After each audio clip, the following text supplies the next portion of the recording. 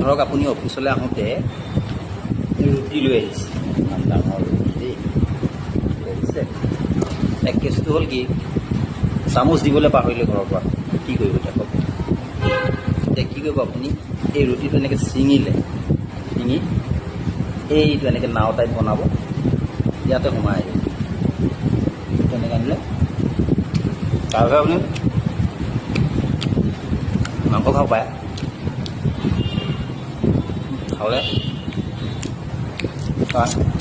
আচাৰখন খাই দিলে।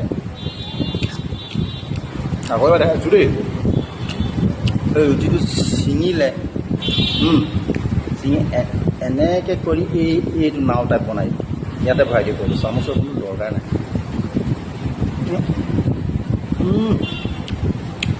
সেইখিনি মই তিনিটাও দি খাওঁ,